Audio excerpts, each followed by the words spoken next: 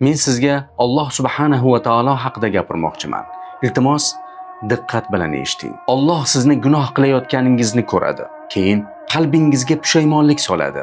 So'ng istig'for qilishni ilhom etadi va gunohlaringizni kechiradi. Keyin savobingizni yanada ko'paytiradi. Hatto gunohlaringizni yaxshiliklarga aylantiradi. Uning buyuk lutfidan yana biri shuki, sizni tabassum qilayotganingizni ko'rib, sizga ajr yozadi.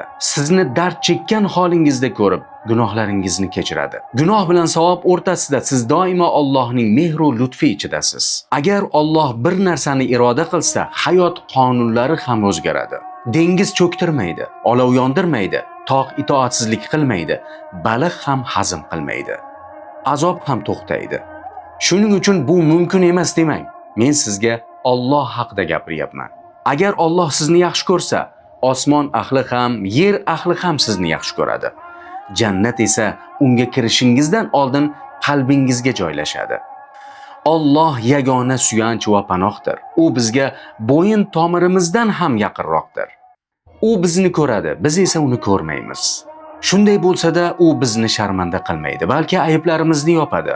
Gunohlarimizni kechiradi va o'ziga chiroyli tarzda qaytarishni xohlaydi. Insonlar qonuniga ko'ra, agar siz 99 marta to'g'ri ish qilib, agar bitta xato qilsangiz, ko'pchilik ana shu bitta xatoni eslatadi. Ammo Allohning rahmati shundayki, agar siz 99 marta xato qilib, bir marta chin dildan yaxshilik qilsangiz, 99 marta qilgan xatoingizni kechirib, Alloh o'sha bitta yaxshiligingizni qabul qiladi.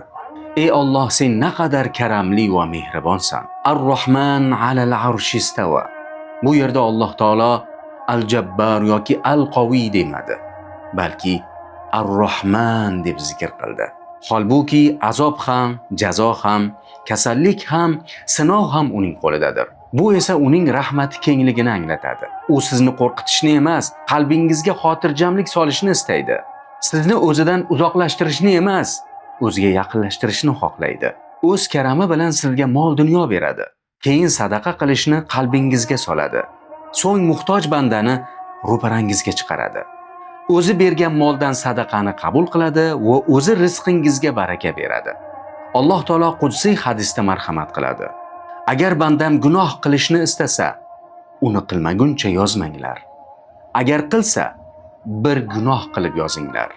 Agar men uchun uni tark etsa, unga bir yaxshilik yozinglar. Agar yaxshilik qilishni niyat qilib uni amalga oshirmasa ham, unga bir yaxshilik yozinglar.